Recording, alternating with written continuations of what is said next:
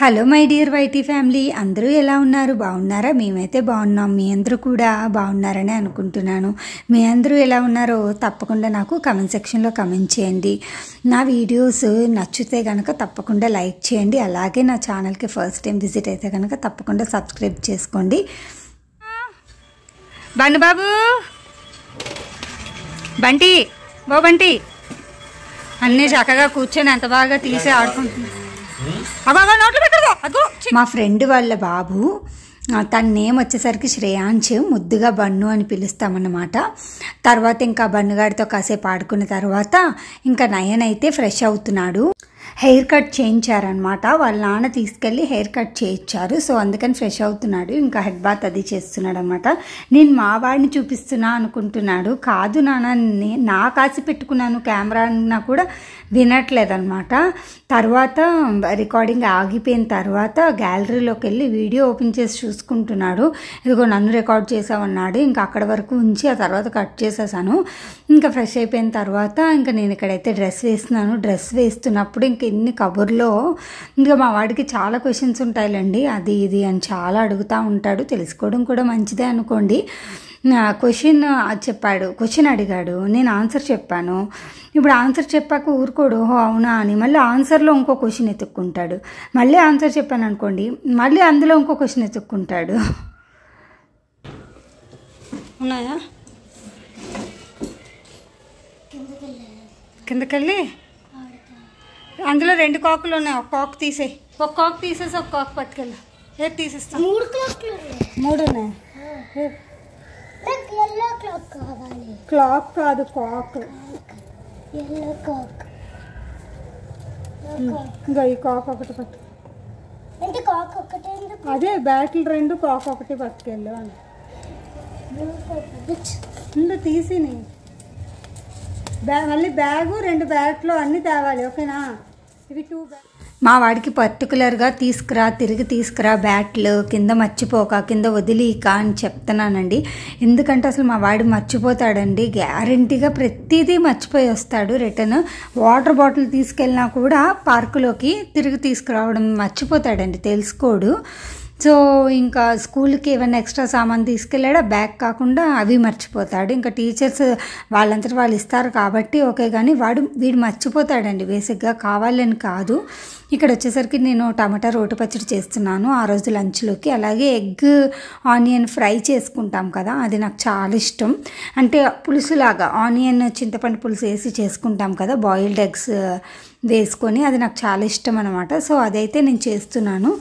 After Karthika మాసం మేము ఈరోజేనండి తినడం. అంటే ఇది వచ్చేసరికి మేబీ సండే అనుకుంటా, సండే బ్లాగ్ అనమాట ఇదైతే. ఎందుకంటే 3 days అయిపోయింది కదా, సో అందుకని నేను మర్చిపోయాను. ఇక్కడ వచ్చేసరికి ఇంకా ఎగ్స్ అయితే ఇలా కట్ చేసుకొని వేసుకుంటాను నేనైతే. మేము ఆనియన్స్ సన్నగా కట్ చేసుకొని చిన్న ముక్కల్లాగా, తర్వాత పచ్చిమిర్చి, అల్లం వెల్లుల్లిపాయ పేస్ట్, గరం మసాలా, ఉప్పు, కారం అన్నీ వేసుకొని ఆనియన్స్ బాగా ఫ్రై చేసేసుకొని, ఆ తర్వాత కొంచెం చింతపండు పులుసు అది కూడా వేసేసుకొని బాగా ఫ్రై అయిన తర్వాత మనం వచ్చేసరికి ఎగ్స్ కట్ చేసుకుని ఎగ్స్ వేసుకుంటాము. అదే ఎగ్ పులుసు అండి, ఆనియన్ ఎగ్ పులుసు అనమాట. తర్వాత ఇంకా చూపించాను కదా మిక్సీ జార్, అది వచ్చేసరికి రాడిష్ రసం అయితే పెడుతున్నాను. రాడిష్ రసం పెట్టి ఎగ్ పులుసు చేసి, తర్వాత చూపించాను కదా టమాటా రోటి పచ్చడి అయితే చేశాను అనమాట. ఆ రోజు మధ్యాహ్నం లంచ్ అయితే అదనమాట.